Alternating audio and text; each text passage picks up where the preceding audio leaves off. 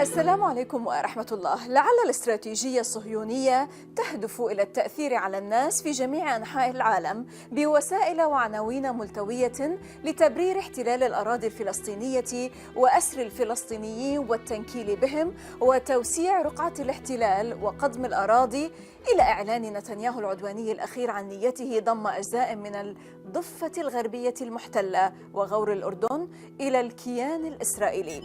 جايكوب كوهين المفكر والمؤلف المغربي الفرنسي، كيف يقرأ هذه التطورات وما يحيط بالصهيونية وحركاتها الأخطبوطية من الداخل؟ معكم زينب صفار، تابعونا.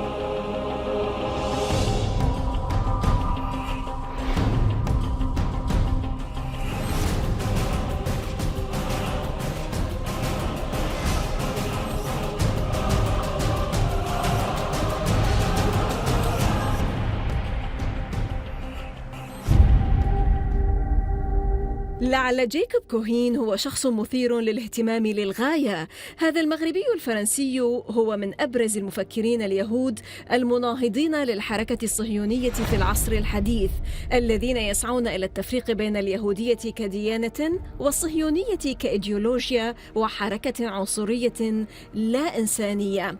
جايكوب الماسوني السابق والصهيوني السابق هو مؤلف لعدة كتب مهمة، وهو أول شخص يكتب كتابا كاملا مخصصا لموضوع اليهود المقيمين خارج إسرائيل والمتطوعين لخدمة الموساد والمعروفين باللغة العبرية باسم السيانيم، في كتاب بعنوان ربيع السيانيم الذي لم يترجم إلى اللغة الإنجليزية.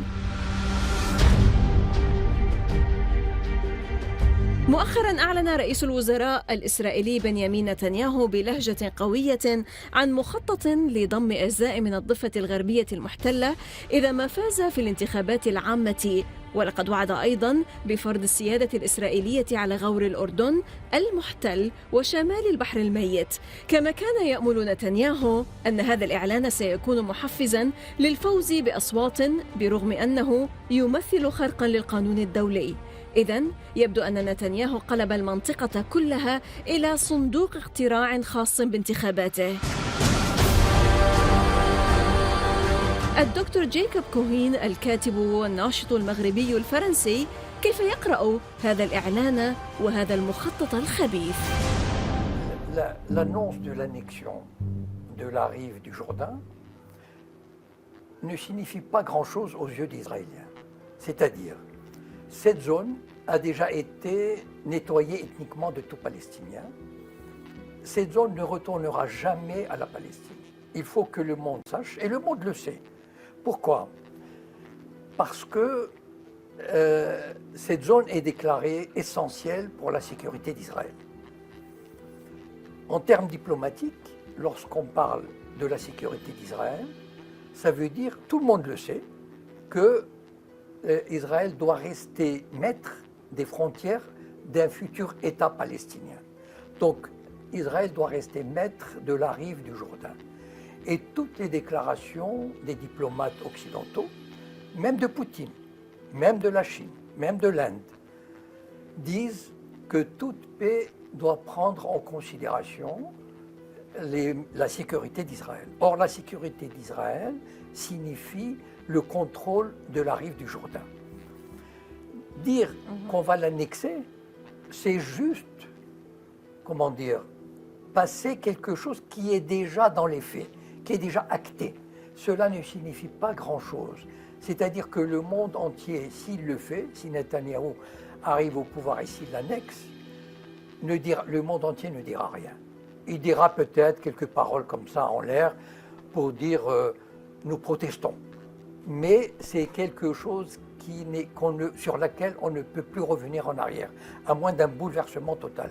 Et aucun homme politique en Israël, qu'il soit de gauche, de droite ou du centre, ne renoncera jamais à la rive du Jourdain, comme il ne renoncera à Jérusalem, comme il ne renoncera au Golan. Aujourd'hui, Israël se sent diplomatiquement, militairement, économiquement tellement fort qu'il peut clamer à la face du monde qu'il annexe une zone. Ceci dit, il ne dit pas qu'il va annexer la Cisjordanie, parce que de toutes les façons, ça n'arrangerait pas. Mais cette zone-là est dans les faits israéliennes. Et s'il l'annexe, c'est juste une façon de, comment dire, de se l'approprier de manière juridique aux yeux du monde. Et personne, qui conteste l'annexion de Jérusalem aujourd'hui? Personne, à part en parole seulement. Mais en acte, c'est quasiment acté.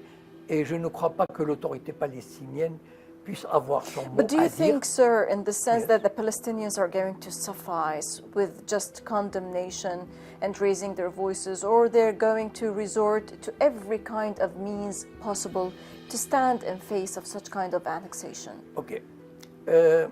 Le problème, c'est quoi avec l'autorité palestinienne? Depuis le début, c'est-à-dire depuis Arafat, les sionistes ont joué très très finement, très intelligemment. Quand ils ont compris que le combat colonial de l'intifada dans les années 86-90 les menait à la perte, à une déconsidération totale aux yeux de l'opinion publique internationale, un autre régime colonial aurait continué jusqu'au bout. Les Israéliens ont compris qu'ils ne pouvaient pas aller jusqu'au bout. Donc, au lieu de négocier avec les dirigeants locaux de l'intifada, les Baroutis, etc., parce qu'ils savaient que les Baroutis ne feraient aucun cadeau aux Israéliens. Vous voulez la paix? On veut un État. Ils sont allés chercher Arafat au fin fond de la Tunisie, qui croupissait dans l'ignorant. Il n'était plus rien, Arafat. Et je vais vous dire quelque chose qui va faire très mal. Yitzhak Rabin a déclaré, parce que c'est l'ambassadeur d'Israël à Paris, Yehuda Lankri, qui l'a dit devant nous. Rabin a dit, on va sortir Arafat de son trou et il va faire ce qu'on lui dira de faire. Arafat a accepté toutes les exigences israéliennes. Jérusalem, on verra plus tard. Les frontières, on verra plus tard. Les colonies, on verra plus tard. Un État palestinien, on verra plus tard. Et en plus, Arafat a offert en cadeau les 2/3 de la Cisjordanie en zone C sous souveraineté totale israélienne. Donc l'habitude et les forces de sécurité palestiniennes sont formées par la CIA, les officiers, pour combattre toute dissidence et toute résistance à Israël. Donc en fait, l'autorité palestinienne, depuis le début, elle s'est mise dans un état de soumission. Bien sûr, elle fait semblant de faire des discours, de résister verbalement, etc., d'aller gagner quelques avantages diplomatiques sur la scène internationale, d'être membre d'une organisation. Mais bon, mais dans les faits, qu'est-ce qui se passe? Le nombre des colons est passé de 150 000 à 800 000 depuis les accords d'Oslo. Les Palestiniens sont étouffés progressivement, avec la complicité de l'autorité palestinienne. Je le dis encore une fois. Pourquoi? Parce que d'abord, ils sont achetés par l'argent. Ça veut dire qu'il y a des milliers de gens qui gagnent bien leur vie. Ils sont probablement menacés physiquement par le Mossad et les services de sécurité. Si vous n'obéissez pas, il vous arrivera un accident. Et troisièmement, les services de sécurité israéliens ont sûrement des dossiers sur la plupart des gens, la plupart des dirigeants. So you're talking here, sir, about Yes. the strategic miscalculations Okay. and mistakes Yes. of the Palestinian Yes. leaders from your perspectives Yes. when it comes to the issue Yes. of the Palestine and the Palestinian cause Yes. and so on and so forth. But I would also ask you, in light of which, when we talk about the Palestinian people, let's Okay. not talk about the Palestinian leaders, because now at this Okay. point in time, I think the power of the people on the ground, Yeah. what they are doing, their actions, their different means of expressing their resistance and their steadfastness and the sense of standing in face of the Israelis are doing are the people of Palestine. Can one ever imagine a Yes. peace, a truce, a kind of peaceful modus vivendi with the Zionist regime when they are doing this and that? Jamais. This Never. could never Never, happen. never. So what's the solution? Ok. Le peuple palestinien, d'abord, ce qu'on oublie parfois de dire, enfin, c'est du passé. Le peuple palestinien s'était exprimé démocratiquement en 2006. Il a voté pour le Hamas. Donc il a exprimé sa volonté de se débarrasser de l'autorité palestinienne du Fatah. Il y avait des élections libres et démocratiques. Qui soutient aujourd'hui, qui légitime la présence de Mahmoud Abbas à la tête de l'autorité palestinienne? Israël, même si ça fait mal de le dire, c'est Israël et l'Amérique qui disent Mahmoud Abbas est votre président. Voilà. Le peuple palestinien, le malheureux peuple palestinien, il est pris entre le marteau et l'enclume. Il a deux ennemis, le peuple palestinien. Le peuple qui vit en Palestine, à Ramallah, à Naplouse, etc. Il subit l'oppression des colons et de l'armée sioniste, et il subit l'oppression des services de sécurité palestiniens qui se comportent comme les agents du Shin Bet. Those security Palestinian forces are acting as the eyes of the Israelis in the spots and the areas that the Israelis cannot get to. Exactement. Dans ces conditions, Unfortunately. que peut-on demander à ce malheureux peuple palestinien? Ce malheureux peuple qui doit subir les barrages, les harcèlements, les destructions, les humiliations. Qu'est-ce qu'on peut lui demander de plus? La stratégie sioniste avec les Palestiniens, encore une fois, enfin moi je suis d'avis, je suis convaincu, l'idéologie sioniste ne peut pas vivre en paix. Il faut partir du principe que cette idéologie-là, cette société-là, on ne peut pas imaginer qu'un jour ils vivent en paix. Pourquoi? Parce que la société israélienne éclaterait en guerre civile. On n'imagine pas les tensions internes qu'il y a en Israël. Les religieux, les laïcs, les séfarades, etc. C'est une société qui imploserait. Deuxièmement, s'il y avait la paix à l'intérieur des frontières d'Israël, s'il y avait la paix, les Juifs et les Arabes, vous savez qu'en Israël, les Arabes et les Juifs ont deux systèmes scolaires séparés, depuis la maternelle jusqu'au baccalauréat. S'il y a la paix, ils vont se mélanger. Et c'est la fin du rêve sioniste.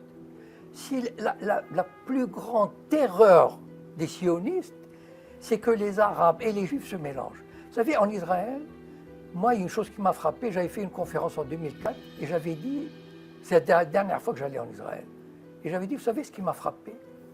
C'est l'invisibilité des Arabes. Exactly. Ils sont 20 à 25%. Exactly. Israël les a rendus invisibles. Donc, Israël est l'idéologie sioniste, une idéologie raciste, de domination. On ne peut pas imaginer le mépris que les sionistes ont pour les Arabes. Allow me to stop Yes. you here, Jacob. We're going to continue further illustrating on the Yes. issue of Zionism and their octopus-like practices in our part of the globe, but allow us to stop for a short break, sir. إذا فاصل قصير ونعود، لا تذهب بعيدا.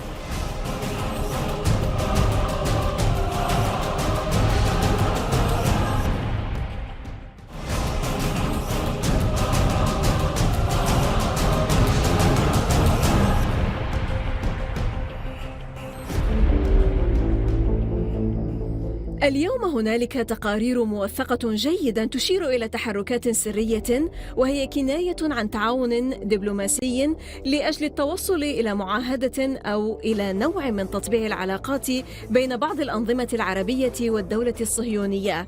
خلال قمة وارسو للشرق الأوسط في شباط فبراير المنصرم، تعمد مكتب نتنياهو تسريب شريط فيديو عن جلسة مغلقة بين وزراء خارجية المملكة العربية السعودية والإمارات العربية والبحرين، وتكلموا فيها عن حق إسرائيل في الوجود وفي الدفاع عن نفسها. وقال أحدهم إن مواجهة إيران هي حاجة ملحة اليوم أكثر من حل النزاع الفلسطيني الإسرائيلي. جايكوب كوهين الكاتب والناشط المغربي الفرنسي، كيف يرى هذا الأمر؟ C'est-à-dire que si Israël est devenu très fort, c'est que les Arabes sont devenus très faibles. Et il n'y a pas de mesure. Comment expliquer ça? C'est que, d'abord, il y a eu la destruction de pays comme l'Irak, la Libye. C'est un signe qu'on a envoyé aux Arabes, aux dirigeants arabes. On leur a dit, voilà, si vous voulez faire une politique nationaliste, indépendante, d'instruction, de liberté pour les femmes, d'administration du pays, etc., si vous refusez la tutelle de vous soumettre à l'Occident, voilà ce qui va vous arriver. Et vous savez, les prétextes, on peut toujours trouver un prétexte pour détruire un pays. Il n'y a pas de problème. Voilà. Donc, on a envoyé des messages à des pays. Il y a des pays comme le Maroc et l'Algérie, par exemple, on les menace avec le séparatisme. Ça veut dire qu'il y a le Mossad qui travaille dans les zones berbères, etc. Il y a l'Égypte qui est menacée d'asphyxie si elle ne collabore pas encore plus avec Israël.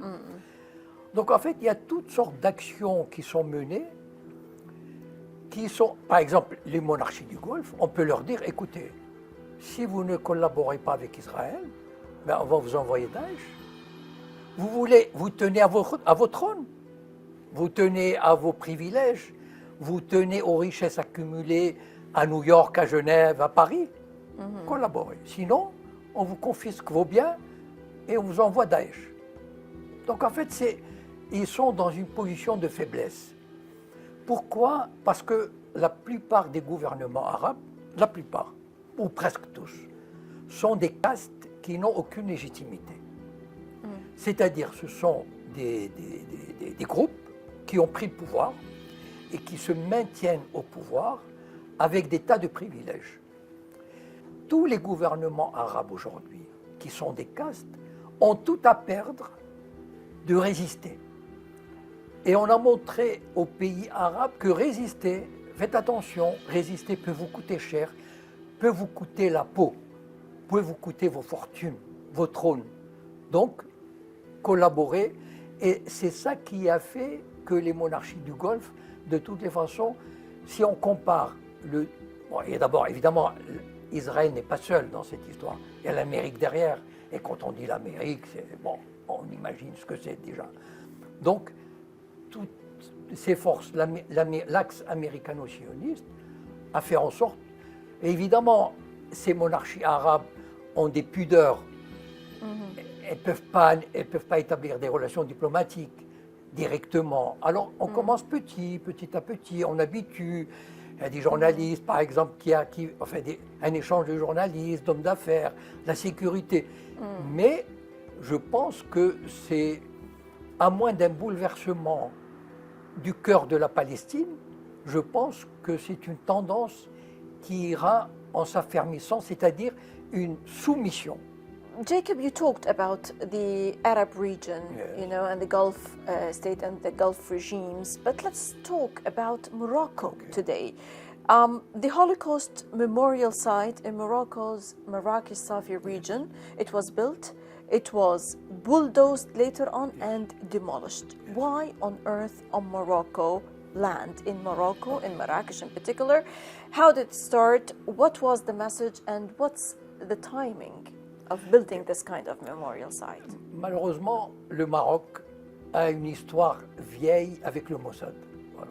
Depuis 1961, et l'affaire d'un navire qui a été coulé par le Mossad avec des Juifs dessus, pour permettre aux Juifs de partir par dizaines de milliers ou centaines de milliers, Hassan II a compris que de toutes les façons, son intérêt, c'est de s'allier avec le Mossad, secrètement, bien sûr.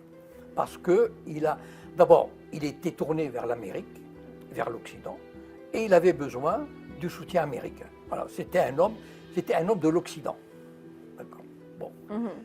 Maintenant, dans les années 80, le Mossad a envoyé un homme d'affaires, enfin un ancien banquier qui s'appelle André Azoulay, qui était un dirigeant bancaire international, mondial, qui est né au Maroc, mais qui a fait toute sa carrière en France.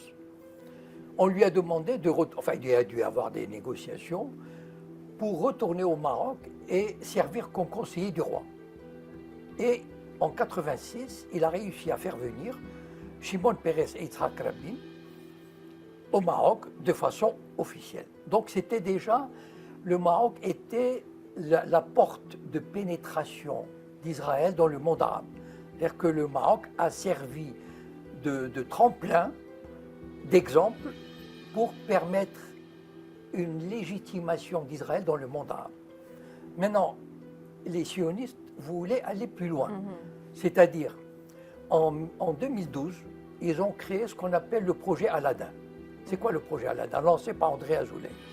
Le projet Aladdin consiste à By the permettre... UNESCO, Aladdin project, by the UNESCO, sponsored by the UNESCO. Oui, Oui. mais la secrétaire générale de l'UNESCO est la fille d'André Azoulay. Exactly. D'accord. Exactly. Donc, voilà, bon.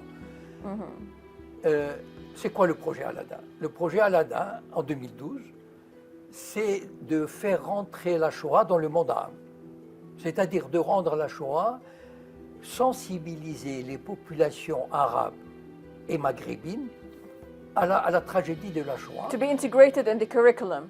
Oui, pour que, défense de rire, pour que de telles tragédies ne se renouvellent pas. Bon. Maintenant, évidemment, le projet Aladdin, on a demandé au roi Mohamed VI de faire une déclaration. Donc il a fait une belle déclaration pour le projet Aladdin. Et il a commencé à travailler, mais uniquement au Maroc. Parce qu'aucun autre pays n'aurait permis ce genre de choses. Aucun. Même, je veux dire, même l'Égypte qui travaille, c'était vraiment impossible. Le Maroc est le point faible, vraiment le point faible de la structure arabe, du monde arabe vis-à-vis du sionisme. Donc, quand on veut introduire la Shoah au sein du monde arabe, on s'adresse au Maroc, parce que le Maroc ne peut pas refuser ça. Et donc, petit à petit, on a fait en sorte qu'il y ait une journée de la Shoah, par exemple, à l'université d'Ifran, qui est une exposition de photos à Marrakech, il y a 1 an ou 2. Donc, rendre la Shoah quelque chose de, comment dire, qui existe au Maroc. Ça veut dire faire toucher du doigt la tragédie de la Shoah.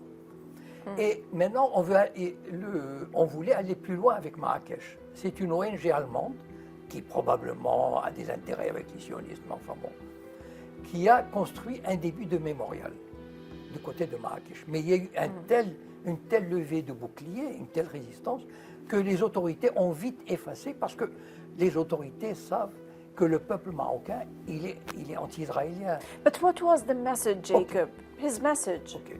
This German national Okay. who set this Le memorial message, site. c'est d'installer la Shoah de manière permanente. Et ça, les autorités ont eu peur quand même. C'est-à-dire des réactions et tout. Donc, ils ont préféré détruire les 2 baraques et ont dit qu'il n'y avait pas d'autorisation. Bon. Allow me to stop you here. I have lots and lots of other questions to ask you, Dr. Jacob Cohen, but I'm afraid time has run short. Moroccan, French, author and activist. Many thanks indeed for joining us, for your in-depth, eye-opening insights, sir. You're welcome. Thank you very much. Thank you, my dear. إذا لقاء جديد في الأسبوع المقبل مع ضيف جديد وقضية جديدة ودائما من الداخل. المزيد من التواصل تابعونا على صفحات السوشيال ميديا من كل فريق عمل برنامج من كل الميادين. السلام عليكم ورحمة الله.